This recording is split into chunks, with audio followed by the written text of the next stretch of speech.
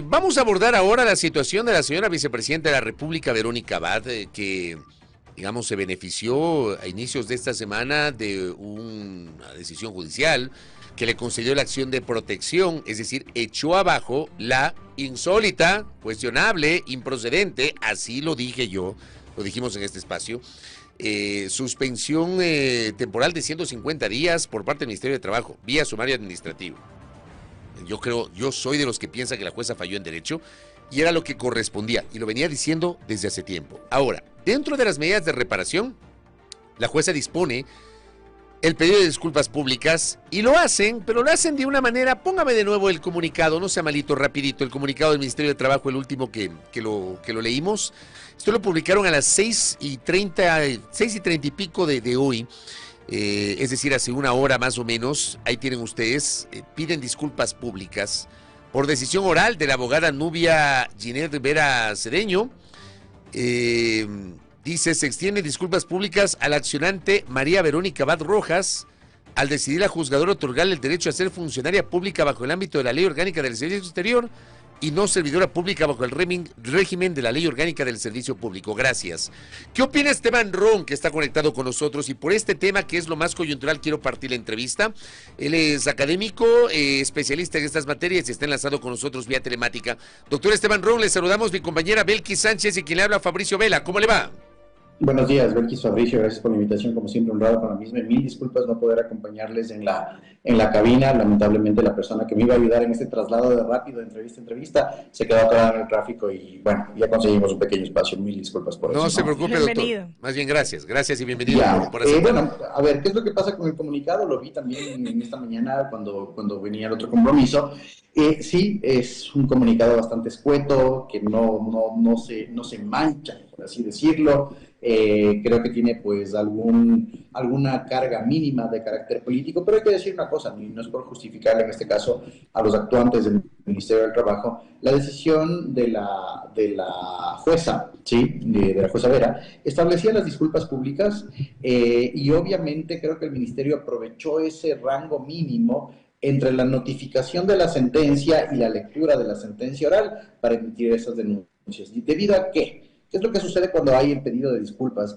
Cuando hay la emisión de una sentencia. En la sentencia se establecen los parámetros mínimos de dicha disculpa, ¿no? Dónde tiene que realizarse, etcétera. Lo que la jueza Vera hizo es solo, pues, dentro de la ratio de Ciendi, dijo, se piden disculpas públicas. Y creo que el Ministerio ocupó ese mínimo de tiempo entre la notificación y la sentencia para hacer, pues, esta disculpa bastante escueta, sin profundidad y demás, como te decía, sin ánimo de mancharse mucho en la situación, Fabricio.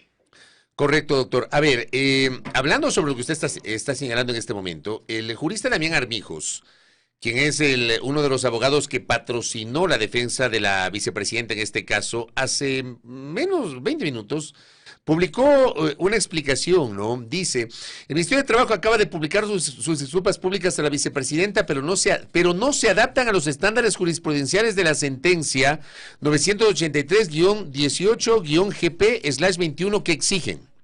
Dice, que las disculpas sean acordadas con la víctima, que se lleven a cabo en el lugar donde sucedieron los hechos, que sean públicas, que se reconozca la responsabilidad por los derechos violentados, que se desarrollen con la presencia de la víctima, que participe la más alta autoridad estatal u otros funcionarios de alto nivel, que las disculpas sean transmitidas y divulgadas plenamente en todo el país, que sean inequívocas, reconociendo las injusticias cometidas, admitiendo el daño y asumiendo la responsabilidad de todo ello, que sean sinceras, que sean eficaces, que honren a la víctima y señalen la importancia de restaurar el respeto por ella, reconociendo su dignidad, que manifiesten que la víctima no tiene la culpa de lo ocurrido, que la disculpa enfatice los valores comunes compartidos por toda la sociedad.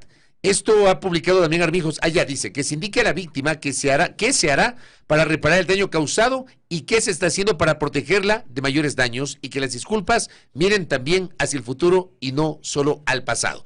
Todo esto explica el abogado, pero está claro que nada de esto uno podría colegir, se deriva de esta publicación del Ministerio de Trabajo en redes sociales, doctor. Así es, Fabricio. Mira, lo que Damián ha señalado es un estándar de disculpas que tiene la Corte Constitucional, pero sobre la base del conocimiento de los procesos constitucionales de naturaleza o que iniciaron con una naturaleza de carácter penal, ¿sí? Sin embargo, esto no merma que dichos estándares tengan que ser cumplidos cuando, en este caso, una entidad o una institución pública o una persona deba emitir dichas disculpas. De ese catálogo de estándares que se tienen que realizar, se tienen que cumplir por lo menos 4. ¿Sí? La primera que te decía es cuáles son o cuál fue el daño causado en específico. Segundo, como bien lo dice Damián, la reparación que se está dando y cuáles van a ser las medidas.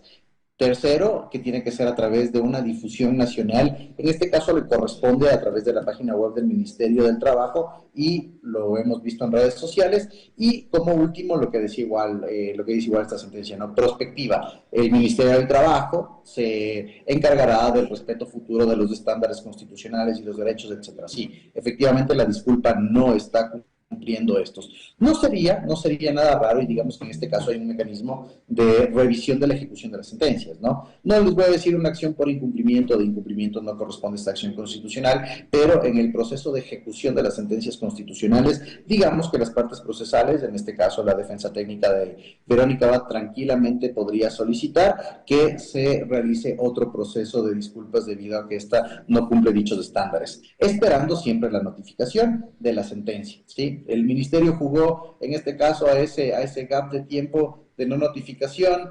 No creo que le vaya a salir muy bien la maniobra porque tranquilamente la jueza, obviamente si no es suspendida por el Consejo de la Judicatura, puede asimilar una revisión de esa ejecución y solicitar e inclusive determinar un texto específico de la disculpa. Doctor, buenos días. La sentencia es susceptible de apelación. Así es, la sentencia emitida por la jueza constitucional Vera, de hecho ya fue apelada, ya fue apelada, ¿sí? En los procesos constitucionales de acciones de protección se puede apelar en la misma audiencia, de hecho eso es lo recomendable, y una vez que se notifique la sentencia, cuando ya se tiene efectivamente las partes de la ratio decidendi y el obiter dictas, puede ser considerada dentro de los argumentos específicos para hacer la apelación. La apelación en este caso se tiene que concretar después de la notificación de la sentencia, en este caso al Ministerio y a Verónica Abad, con los argumentos respectivos y principalmente atendiendo tres puntos, ¿sí? Especificar dónde y cómo la sentencia en este caso, dónde en los puntos de derecho esta sentencia de la doctora Vera específicamente tiene errores en derecho. Segunda cosa, si es que existiesen, en este caso, elementos diferentes y valorativos a considerar que no fueron considerados por la jueza. Y finalmente, si es que podría haber, en este caso, errores de derecho, es decir, de mala aplicación del derecho por parte de la jueza Vera. Bastante complicado que una apelación cumpla esos estándares. Recordemos que las apelaciones son bien difíciles de obtenerlas en las cortes provinciales y además, Belkis, no dan los tiempos, ¿sí? La apelación tiene que ser calificada, se tiene que conformar un tribunal en la Corte Provincial de Pichincha. Este tribunal tiene que, si es que así lo considera, señalar una audiencia o resolver sin audiencia. Veremos si las partes piden en la audiencia y en general, Belkis, yo creo que es un proceso que se demorará no menos de 30 días. Además que pueden haber incidencias intermedias, excusas y recusaciones a y de los jueces, entonces esto todavía se quedará en amplia discusión. Se entiende que por eso en derecho la apelación e incluso la emisión de la sentencia escrita no significa que hay que esperar para que se aplique la acción de protección. De hecho, el mismo día, el gobierno decidió acatar, pero dice, acatamos la resolución, dejo sin efecto la designación de Sarija Moya como vicepresidenta encargada porque ha sido restituida a su condición de tal la señora María Verónica Abad Rojas, pero al mismo tiempo, en uso de mis atribuciones, dice el presidente, le vuelvo a asignar funciones fuera del país y le asigna un cargo de consejera temporal para fines económicos del Ecuador ante la embajada de nuestro país en Ankara, Turquía. Y le dice, tiene que trasladarse hasta el 27, debe presentarse hasta el 27, o sea, hasta mañana en la capital turca. Es constitucional, y quiero partir esta parte del diálogo con Esteban Ron preguntándole si es constitucional que el presidente le haya asignado otra vez funciones fuera del país a la vicepresidenta. Doctor. A ver, primera cosa, sí, Fabricio, las sentencias constitucionales son de inmediato cumplimiento, ¿sí? Entonces, en este sentido, digamos que el gobierno y la propia Verónica Abad, ella intentó ingresar al despacho vicepresidencial y el gobierno también la reconoció como vicepresidenta y eliminó la designación de Zaira Moya. Segunda cosa, ¿puede el presidente, según el régimen constitucional, realizar una otra designación nuevamente dentro del ámbito diplomático? Sí. Al amparo de las normas constitucionales, recordemos que el vicepresidente o la vicepresidenta de la República tienen las funciones que el presidente le designe a través de varias tipologías de actos administrativos, en este caso un decreto ejecutivo que le designa como servidora diplomática. Y aquí cabe recalcar una cosa, Fabricio, ya no tiene pues el estatus de jefa de misión como lo tenía cuando embajadora de Israel. Ahora estamos hablando de que tiene una consejería, estas que antes se llamaban agregadurías, en el ámbito y que tienen ámbitos y asesorías específicos como el político, el comercial, el jurídico. En este caso entiendo que va como consejera comercial o económica para los asuntos de la embajada, pero además hay que recalcar otra cosa. Cuando se dan este tipo de designaciones, y podemos hacer un parangón a lo que se suscitó meses pasados cuando tuvo la primera designación como embajadora de Ecuador en Israel, es la Cancillería, Fabricio y Belkis, la que debe generar todo el procedimiento para el traslado del funcionario, en este caso a la embajada. ¿Sí? Digamos que Verónica Abad no logra presentarse el día de mañana, de hecho en pocas horas, con la hora de Turquía, ¿no? Con los cambios de hora, que entiendo que son 6 o 7 horas de diferencia, debería ya presentarse en dicha embajada, pero la que debe facilitar todo este procedimiento como institución es la propia Cancillería. No va a tener las mismas, digamos que los mismos beneficios o las mismas facilidades que cuando embajadora. Sin embargo, como te decía, el traslado viene con un estudio previo, ella tiene que comunicar, me refiero a Verónica Abad, si es que va a viajar con familia, tiene que haber una asignación temporal de residencia, etcétera, etcétera, etcétera, ¿no? No es un proceso que está regulado reglamentariamente y que hay una dirección en la Cancillería encargada del traslado de servidores públicos, sean estos políticos o de carrera dentro de la Cancillería. Entonces, no es tanto de que no hay pasajes y demás, y es obligación de la Cancillería, como ya pasó en la primera designación, prestar todas estas facilidades, Fabricio. Doctor, a 10 días del inicio de la campaña electoral y con Verónica Abad en Turquía para esa fecha, voy con la pregunta de cajón que todos nos hacemos y que nos hemos venido haciendo desde hace mucho tiempo. ¿Qué va a pasar con el reemplazo de Daniel Noboa? A ver, mira, en este caso, el día de hoy, ¿sí? La vicepresidenta de la República es Verónica Abad. Hay dos teorías y en este caso dos manifestaciones específicas respecto de la situación. La primera, la que es orgánica, la que es democrática, la que está dentro de los estándares democráticos, la que respeta el Estado de Derecho, es la aplicación del artículo 93 del Código de la Democracia, que establece claramente que el presidente Noboa tiene que pedir una licencia sin remuneración durante el tiempo de campaña. Y al día de hoy, siendo Verónica Abad vicepresidenta de la República, obviamente con designación de funciones diplomáticas, ella tendría que realizar, o mejor dicho, se da la subrogación constitucional automática hacia ella.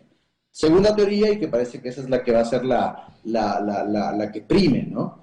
Que es la teoría del gobierno, la que comparten algunos colegas, yo no la comparto, que es que no es necesaria la licencia sin remuneración porque no se trata de una reelección sobre la base de la sentencia interpretativa del artículo 148 de la Constitución, el que habla de la muerte cruzada, y que tiene pues es una sentencia interpretativa de la Corte Constitucional del año 2010. No comparto esa teoría, Belkis, principalmente porque el objeto de la sentencia interpretativa, ¿sí? E inclusive en este caso del pedido en su momento que resultaba ser un juez del Tribunal Contencioso Electoral, es el cómo se contabilizan los periodos electorales, ¿sí? Cuando se dé el escenario de la muerte cruzada. Y así la Corte Constitucional ha establecido 3 reglas dentro de la misma. Y son 3 reglas sencillas. En el caso de suscitarse la muerte cruzada y que el presidente que llama a la muerte cruzada se candidatice y tenga el voto favorable, este presidente terminará su periodo gubernamental. Listo. Segundo, ¿qué pasa si es que se da la muerte cruzada, el presidente se candidatiza y pierde, la persona que gane las elecciones viene a terminar el periodo electoral, del primer presidente, y en el caso de optar por una reelección, esta no se computa. Y Belkis y Fabricio, quiero ser muy enfático, la Corte Constitucional dice, computa, ¿sí? No se computa como un primer periodo de gobierno. Entonces, el objeto de esa sentencia es el cómputo de el número de elecciones en el caso de la muerte cruzada, y no decir si se trata de una reelección o no de una O sea, no reelección. tiene, están desde su punto de vista forzando la interpretación, quedándose... Interpretando la interpretación, Claro, exacto, extendiendo una cosa que es verdad, que técnicamente Daniel Noboa, si es que llega a ganar la próxima elección, el 24 de mayo se posesionaría para un primer periodo, o sea, porque él está en este momento completando el periodo del presidente Lazo, pero tiene que someterse a una licencia, o sea, creo que están haciendo extensiva, tratando de estirar la norma para decir, bueno, el presidente no es una reelección jurídicamente, por ende no tiene que hacer campaña. Por ende, perdón, no tiene que pedir licencia. Así es, justamente, tú lo dices de una interpretación extensiva, yo lo hablo como, o la hemos calificado con algunos colegas como la interpretación de la interpretación, ¿sí? Es que es claro, mira que cuando tú tomas la sentencia, es una sentencia escueta, difícil de leer, incorporada dentro del bloque de constitucionalidad, parte de ese artículo 148 de la Constitución, pero la Corte también fue clara en su momento y utiliza la palabra cómputo, ¿sí? No se computa, es el número de elecciones de lo que se está hablando. Entonces quiero decir que es una interpretación de la interpretación, se está forzando esto, ¿sí? Pero mira que todavía tenemos una indeterminación clara en ese sentido, ¿no? Mira las declaraciones del ministro de Gobierno que ha dicho, bueno, el presidente ya tomará la decisión, a pesar de que defiende el tema de la sentencia con una interpretación a su favorabilidad. Dice, ya el presidente tomará la decisión. Y por otro lado, tienes un ordenamiento jurídico, ¿no? Y cuesta decir que en este caso no se respeten las normas preestablecidas del ordenamiento jurídico que claramente cumplen con, en este caso, ser la ejecución programática de los principios constitucionales. ¿Qué principios constitucionales, Fabricio? El de igualdad de oportunidades, en este caso en las elecciones. Principio consagrado desde el año 2008 y que tiene normas que efectivamente lo materializan, como la licencia sin remuneración, la no participación de servidores públicos en inauguraciones de obras, la prohibición específica de no utilización del erario en campaña electoral, etcétera, ¿no? Estas disposiciones que materializan un principio constitucional. Y si nos vamos dentro de la propia teoría, que en este caso los colegas y el gobierno está planteando que es un tema constitucional, también tenemos principios constitucionales que se tienen que repetir, ¿no? Entonces, ahí digamos que vamos a tener una especie de antinomia constitucional. No cabe la antinomia constitucional. Entonces, pues digo, creo que tomar las cosas con mayor mesura, en ese sentido, establecer que el conflicto Verónica Abad-Daniel Noboa es de carácter personal y se ha movilizado a toda la administración pública para tratar de que Verónica Abad no reciba en este caso la subrogación una vez que el presidente salga a campaña, y que las maniobras en este sentido no les han resultado. Mira que si hablamos de maniobrabilidad política con la apelación que se puede dar, Fabricio, a esta sentencia constitucional, los tiempos, como te decía, 30, tal vez 60 días, ya estaremos en campaña electoral, ¿sí? Segunda cosa, tienes las dos causas en el Tribunal Contencioso Electoral en contra de Verónica Abad que podrían suspender sus derechos de participación política por infracciones electorales por violencia política de género, la que fue presentada por la ex asesora gubernamental, la señora Jacome, y la ministra Sommerfeld, ¿sí? Pero igual, estas infracciones electorales en el Tribunal Contencioso Electoral, la audiencia es el día de mañana, pero no es que tienes una sentencia inmediata, y además estamos hablando de una primera instancia, ¿sí? Que de seguro va a ser recurrida por la defensa técnica de Verónica Abad, y a diferencia de, en este caso, la acción de protección, cuando tú apelas en el Tribunal Contencioso Electoral, la segunda instancia, una infracción electoral, esta sí suspende los efectos, ¿sí? Por más que le quiten o le suspendan los derechos de participación política a Verónica Abad, si es que ella apela de estas sentencias, no causarán ejecutoria y ella tendrá los derechos todavía de participación política, ¿sí? Y una apelación en el Tribunal Contencioso Electoral, desde que es admitida, se tiene 10 días para solventarla por parte ya del tribunal, más la eliminación de las incidencias de excusas de recusación, estamos hablando de 30 días más. Entonces, en ese sentido también el tema del Tribunal Contencioso Electoral no va a coincidir con el inicio de campaña como para tener un estatus de suspensión de los derechos de participación política de Verónica Abad, generando en este sentido una única alternativa para el gobierno, es decir, acato o no, más bien dicho, una única vía, ¿no? Acato el artículo 93 o me voy por esta teoría de que no es aplicable el artículo 93.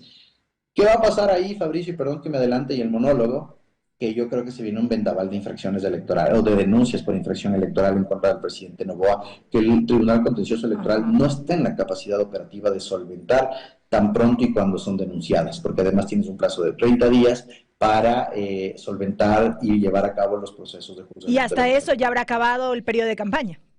Acaba, Belkis, genial lo que tú dices, acaba el periodo de campaña si es que estás juzgando infracciones electorales, acaba el periodo de campaña si es que Verónica Abad tiene suspendidos los derechos de participación política y es apelada a la sentencia en el Tribunal Contencioso Electoral, acaba el periodo de campaña cuando se solvente la apelación de la acción de protección, en este caso, que fue presentada en contra del Ministerio de Trabajo. Doctor, y brevemente, de mi lado para cerrar, para evitarnos todo esto, ¿no sería oportuno que una instancia se pronuncie expresamente sobre el camino que se tiene que seguir, más allá de que no estaría determinado como tal en la ley? Porque si no, al final del día, termina siendo discrecional el hecho de que el candidato presidente, en este caso, tome la decisión o no de solicitar licencia.